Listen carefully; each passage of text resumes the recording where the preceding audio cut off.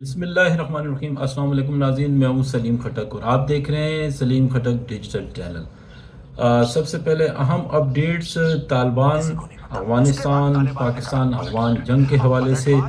तालिबान ने पलटवार किया और पाकिस्तानी कई फ़ौजियों को हलाक किया, ये कहना है मेजर गोबर आर्या मूतर जारिया। ठीक है जी, तो इस हवाले से कुछ ख़बरें हैं और कुछ जो है गज़ा के हवाले से न्यूज़ है। जैसे कि नाज़रीन, शर्मुल शेख में तारीख़ी पेशरफ गज़ा जंगबंदी मुआहदे पर दस्तखत हो गए। बहुत अच्छी खबर, शर्मुल शेख में गज़ा अमन मुआहदा। शहबाज शरीफ का पैगाम मशरिक़ वस्ता में देर पा अमन की जानिब अहम कदम। और बीजेपी रहनुमा का के भाई का ज़्यादती के इल्ज़ाम में गिरफ्तार।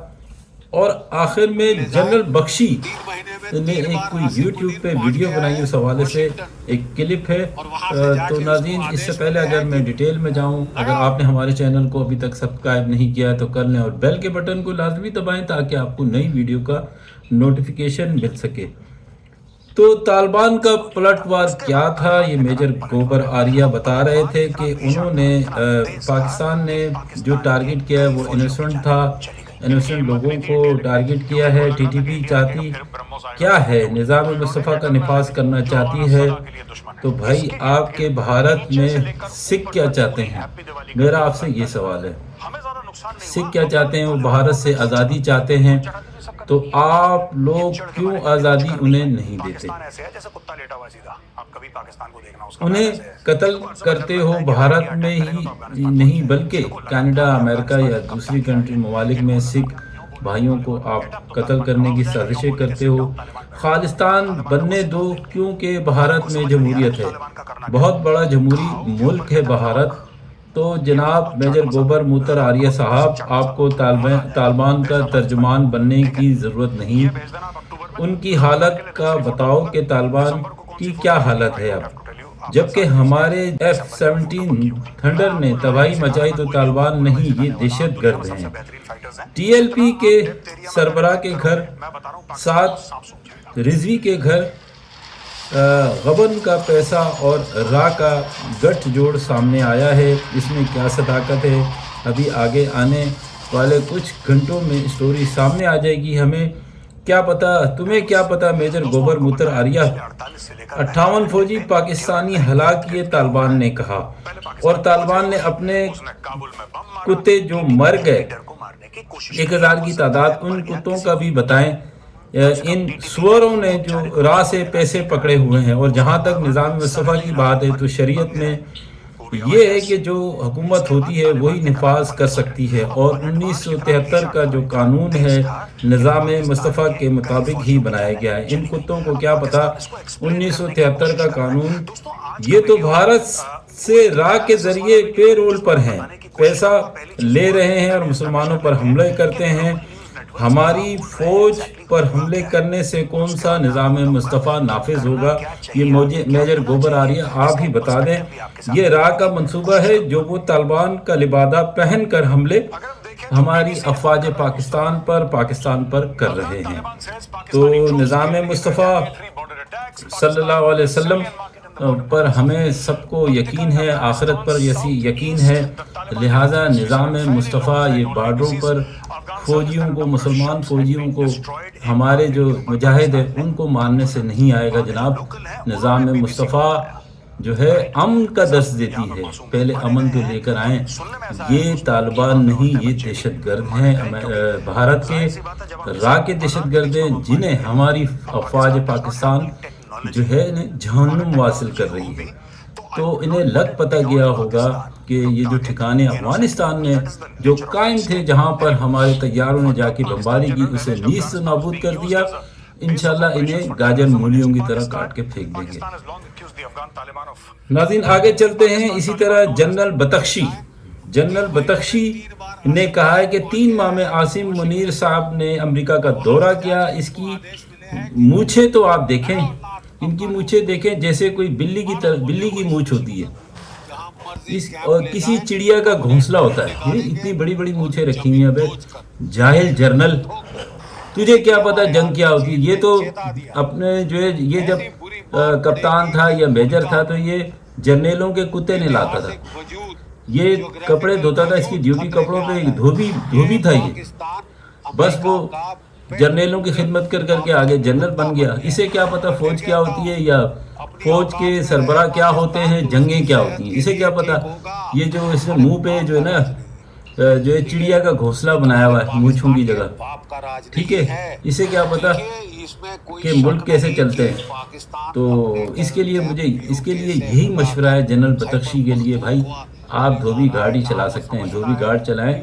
ये चैनलों पे ये तजिया और डिफेंस के हवाले से बातें करना, ये और मेजर गोबर आपकी बस की बात नहीं है, क्योंकि वन साइडेड बातें करते हो आप लोग। तो पुरानी सोच वाले जनरल अब पगला गया है। तो थूड़े नाकू, जाओ कभी लियारी आओ, तुम्हें पता चले कि पाकिस्तान में कोई इलाका लियारी भी है, तुम्हें टक्कर मार मार कर तुम्हारी बाकी जो दिमाग रहा बचा है ना वो भी ख़त्म कर देंगे, ठीक है जनरल बदख्शी।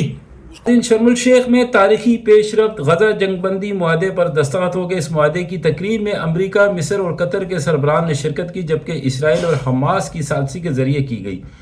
20 नुकाती अमन मनसूबे को खित्ते का इस्तेहकाम का बुनियादी सतून करार दिया। तकरीब में शहबाज शरीफ, फ़लस्तीनी सदर महमूद अब्बास और दीगर इलाकाई रहनुमाओं ने भी शिरकत की, जबकि मिस्र के सदर ने कहा है कि अब वक्त है कि खित्ता जंग से निकल कर तरक्की और अमन के रास्ते पर गामजन हो। शर्म शेख में गजा अमन मुआहदा, शहबाज शरीफ का पैगाम, मशरिक़ वस्ता में देरपा अमन की जानिब अहम कदम है। मैं रहनुमाओं का मशकूर हूँ, उनकी शानदार क़यादत और अज़म की बदौलत हम ये तारीख़ी लम्हा देख पाए। बीजेपी रहनुमा का भाई ज़्यादती के इल्ज़ाम में गिरफ्तार। रियासत हिमाचल प्रदेश में बीजेपी रहनुमा डॉक्टर राजीव बंदल के भाई को ज़्यादती के इल्ज़ाम में हिरासत में ले लिया गया। राम कुमार बंदल को गुज़िश्ता रोज़ गिरफ्तार किया गया था। खातून ने राम कुमार बंदल पर ज़्यादती का इल्ज़ाम आयद किया था। इलाज के बहाने ज़्यादती का निशाना बनाया गया था, जबकि उनके भाई ने कहा है कि ये एक सियासी साजिश या शरारत है। तो जब ये सियासी लीडर या इनके भाई या कोई पकड़ा जाता है तो ये इसे साजिश करार देते हैं। भाई तुम लोग हो ही ऐसे, कोई बाहर से अगर तुम्हारा कोई मेहमान या इंडिया की सैर को आता है तो तुम उन्हें भी नहीं छोड़ते हो। भाई ये तो तुम्हारी भारत की कोई खातून थी जिसके साथ ज़्यादती की है, ये तुम्हारे जो है अंदर रच बस गया है। ज़्यादती करना, औरतों के साथ ज़्यादती करना, ये तुम्हारा जो है रच बस गया है और दीन धर्म का कोई ख्याल नहीं तुम लोगों को, ठीक है ना। और यही काम रह गया। जब आप लोग सियासत में आ जाते हैं तो सारे ये बुरे काम सबसे पहले यही वाले करते हैं आप, उसके बाद नशा और दूसरी चीज़ें। तो बराए मेहरबानी ये कोई साजिश नहीं है, ये आपके करतूत हैं।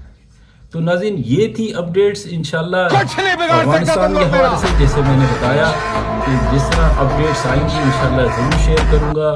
और मुझे लग रहा है कि आगे जाके मामलात जो हैं सालसी का किरदार अदा करने के लिए, जैसे कि ईरान ने, सऊदीया ने कहा है, मुझे लगता है आगे जाके मामलात सुलझने की तरफ जा सकते हैं। तो अच्छी बात है, सुलझने चाहिए। अफ़गानिस्तान भी हमारा मुसलमान भाई है, सारे अफ़गानी जो है इस तरह नहीं सोचते। ये कुछ दहशतगर्द हैं जो इंडिया रॉ के कहने पे पाकिस्तानी फोर्सेस पे, पाकिस्तान पर हमले कर रहे हैं। तो ये थी नज़र आज की अपडेट्स। और आखिर में आप इंडियन मीडिया का आप जो है वीडियो क्लिप में साथ लगा दूंगा कि देखें कार्टून नेटवर्क में क्या क्या चल रहा है, इससे भी आप बाखबर रहें। देखने का बहुत शुक्रिया, thank you very much. Pakistan जिंदाबाद और अफवाज पाकिस्तान के शोहदा को बहुत बहुत सलाम। अल्लाह हाफिज़। राफेल बिस्मिल्लाहिर्रहमानिर्रहीम, अस्सलाम वालेकुम। हकीकत टीवी साइंस एंड हेल्थ में खुश आमदीद। आज इंडिया ने बड़ी अहम स्टोरी दुनिया के सामने रखी है। ये मनाजिर देखिए इस खातून को, ये है शिवांगी और ये वाहिद इंडिया की राफेल की पायलट है जिसको फुल ट्रेन किया गया। लेकिन इसकी कहानी बड़ी अजीब है। आज इसको पाकिस्तान और इंडिया की जंग के 150 दिन के बाद मंजर आम पर लाया गया है। 150 दिन के बाद अब सिनेरियो जरा समझिए क्या हुआ है कि इसको अब लेकर आया गया। इसके बारे में तो क्या असर आई थी कि ये पाकिस्तान में कैद है, जख्मी है, और उसके बाद इंडिया के अंदर फिर बाद में इसका ट्रीटमेंट चल रहा है, और ये क्या सारी सूरत हाल है, इसको समझे। देखिए, हुआ ये था कि जिस दिन इंडिया ने पाकिस्तान पर हमला किया था, पाकिस्तान इनके जहाज गिराए, वो तो इंडिया भी एडमिट करता है, सब एडमिट करते हैं। उस दिन सबसे पहली खबर ब्रेक की थी अल जजीरा ने। अल जजीरा जो कतर का मीडिया आउटलेट है, उन्होंने खबर ब्रेक करते कहा था कि एक फीमेल पायलट को चूंकि जहाज गिराया गया, उन्होंने कहा कि पाकिस्तान में गिरफ्तार किया गया, और एक से ज्यादा पायलट की बात की गई। अब ले जाएं, 3 महीने में 3 बार आसिम मुनीर पहुंच गया है वॉशिंगटन, और वहां से जाके उसको आदेश मिले हैं कि लगाओ लात अफगानों को, मारो। और देखो इसने शुरू कर दिया, जहां मर्जी कैंप ले जाएं, हम उन्हें ढूंढ निकालेंगे और जमीन दोज कर ठोक देंगे। जैसे कि हमारे आर्मी चीफ ने चेता दिया, ऐसी बुरी मार पड़ेगी कि उनका ऐतिहासिक वजूद, ज्योग्राफिकल वजूद खतरे में आ जाए।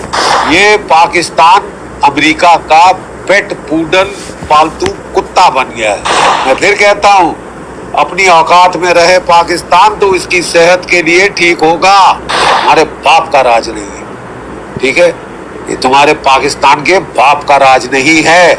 देखिए, इसमें कोई शक नहीं कि पाकिस्तान अपने टेरर कैंप पीओके से हटाकर खैबर पख्तूनख्वा ले जा रहा है, जहां वो समझता है कि वो हिंदुस्तान की एयरफोर्स की रीच के बाहर होंगे। बड़ी भारी भूल कर रहे हैं। जहां मर्जी कैंप ले जाएं, हम तैयार है। सही सुना आपने, अपना बौद्धिक बाप बदलने को तैयार है और तालिबान को अपने सिर पर रखने को तैयार है। तालिबानी विदेश मंत्री भारत आते हैं और कहते हैं कि मेरी प्रेस कॉन्फ्रेंस में कोई महिला मौजूद नहीं होगी, कोई भारतीय महिला पत्रकार मौजूद नहीं होगी, और हमारी सरकार इस फरमान के सामने नतमस्तक हो जाती है। जी हां दोस्तों, कल जो हुआ वो निहायत ही शॉकिंग था।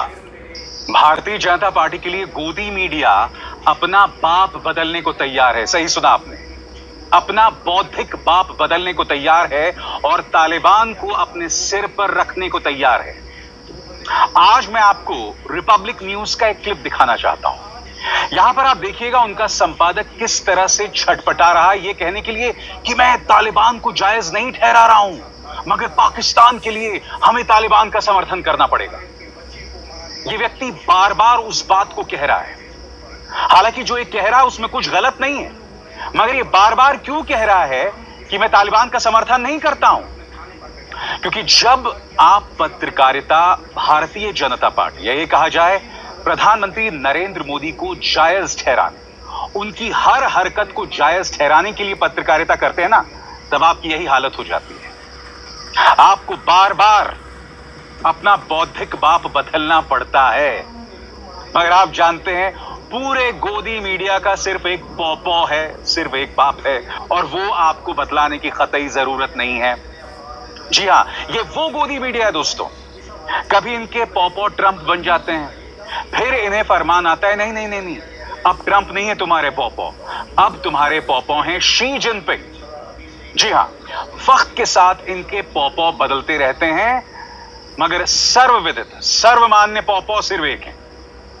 आप जानते हैं कौन? हमारे सम्मानित प्रधानमंत्री श्री नरेंद्र मोदी। जी हां दोस्तों, जो क्लिप मैं आपको दिखाने वाला हूं ना, उसे देखकर आपको हंसी ना आए तो मुझे बताइएगा। देखिए किस तरह से बार बार कह रहा है मैं तालिबान को जायज नहीं ठहरा रहा हूं, तालिबान के खिलाफ तो मैं अब भी हूं। सुना जाए 1 मिनट में किस तरह से अपनी पोल खोलता है। मैं तालिबान का समर्थन नहीं कर रहा, मैं मेरे राष्ट्र हित का समर्थन कर रहा हूं। राष्ट्र सर्वोपरि, नेशन फर्स्ट, दुश्मन का दुश्मन हमारा दोस्त, हमारी स्ट्रेटेजिक इंटरेस्ट, हमारी अंडरस्टैंडिंग। दोस्तों, मैं क्लियरली कह रहा हूं, मैं तालिबान का समर्थन नहीं कर रहा। कोई झुकाव नहीं होगी अर्नब गोस्वामी की तालिबान के तरफ। मैं वही आदमी हूं जिसने कहा था तालिबान की कट्टरपंथी सोच के खिलाफ मैं तब था और आज हूं। मगर यह कुछ और मामला चल रहा है। हमें इस पाकिस्तान को घेरने की जरूरत है। कोई भी समर्थन दे, समर्थन देने का हक हमारा है। ये कोई कूटनीति नहीं है, ये कोई अर्थशास्त्र में पढ़ाई गई चीज नहीं है, कौटिल्य जी की ज्ञान नहीं है, ये सिंपल कॉमन सेंस है। दुश्मन का दुश्मन हमारा दोस्त, और हमारे दोस्त को जो भी समर्थन हम करना चाहे हम करेंगे। सबसे बड़ी बात दोस्तों, आप और हम सब समझते हैं, वक्त के हिसाब से एक देश की सामरिक नीति बदलती है। मुद्दा ये नहीं है, इससे पहले तालिबान के नाम पर यही गोदी मीडिया अपने ही देश के नागरिकों पर निशाना साधता था। इससे पहले ये मत भूलिए कि कभी डोनाल्ड ट्रंप को पापा बना दिया जाता था, अब डोनाल्ड ट्रंप का मजाक बनाया जा रहा है। हालात इस कदर हैं दोस्तों कि डोनाल्ड ट्रंप को हाल ही में नोबेल शांति पुरस्कार नहीं मिला, तो उसके लिए भी प्रधानमंत्री नरेंद्र मोदी को श्रेय दिया जा रहा है। यह बात अलग है कि इससे पहले दोनों की दोस्ती की कस्में खाई जाती थी, याद है? बिजली कड़कना। अगर भूल गए हैं तो फिर से सुनिए। जबरदस्त केमिस्ट्री है दोनों की। बिजली कड़कती है, मतलब आप ये कह सकते हैं बिजली कड़कती है जब दोनों एक साथ मंच पर रहते हैं। और सबसे हास्यास्पद, डोनाल्ड ट्रंप को शांति पुरस्कार नहीं मिला तो इसका श्रेय प्रधानमंत्री को दिया जा रहा है। एक एक करके इनकी जो शर्मनाक हरकत रही है हाल के दिनों में, वो मैं आपको दिखाना चाहता हूं।